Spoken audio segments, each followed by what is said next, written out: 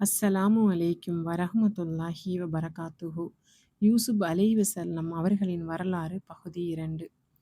கிணற்றிலிருந்து அரியணை வரை. கிணற்றிலிருந்து மீட்டெடுத்த வணிகக் குழு யூசுப் அலைஹிவஸல்லத்தை எகிப்து நாட்டில் அடிமையாய் விற்கப்பட்டார். அசீஸ் என்பவர் வீட்டில் அல்லாஹு உயர்த்தினார். அழகும் அறிவும் அவரை சிறப்பாக்கினார். அல்லாஹுவின் அருளால் அவர் இன்னும் பிரகாசித்தார்.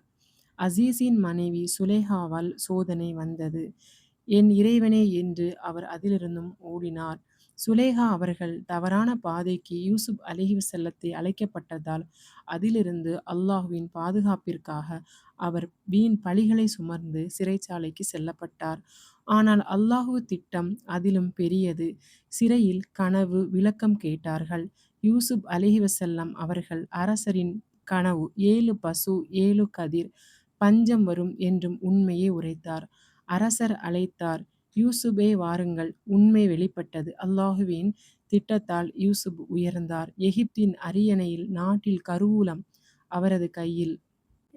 பஞ்சம் வந்தது. 7 ஆண்டுகள் கொடுமையாய் சகோதரர்கள் தானியத்திற்கு எகிப்து வந்தார்கள்.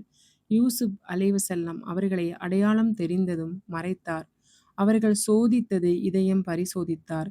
பின்யாமீனோடு சகோதரர்கள் மீண்டும் வந்தார்கள். யூசுப் அவர்களை நிறுத்தினார். நான் தான் யூசுப் என்று வெளிப்படுத்தினார். சகோதரர்கள் அழுது மன்னிப்பும் கேட்டார்கள். இன்று உங்கள் மீது குற்றமில்லை என்றார்.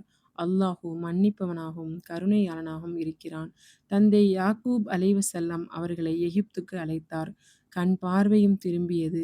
அல்லாஹுவின் அருளால் குடும்பம் ஒன்றிணைந்து மகிழ்ச்சியாய் பொங்கியது. யூசுப் அலைஹிவஸல்லம் அவர்கள் கூறினார்கள், என் கனவு நிறைவேறியது. சகோதரர்கள் சிரம் தாழ்த்தி மரியாதை செலுத்தினார்கள். அல்லாஹுவின் திட்டம் எப்போதும் அழகானது. அன்பார்ந்த உறவுகளே, யூசுப் அலைஹிவஸல்லம் அவர்களைப் போல நாம் பொறுமையிலும் சோதனையிலும் பொறுமையாக இறை நம்பிக்கையுடன் இருந்தால் அல்லாஹு நமக்கு நிச்சயமாக நமக்கும் நல்ல திட்டத்தில் நமக்கே வைத்திருப்பான். யூசுப் அலைஹிவஸல்லம் அவர்களின் வரலாறு உங்களுக்கு பிடித்திருந்தால் எங்களை சப்ஸ்கிரைப் செய்து கொள்ளுங்கள்.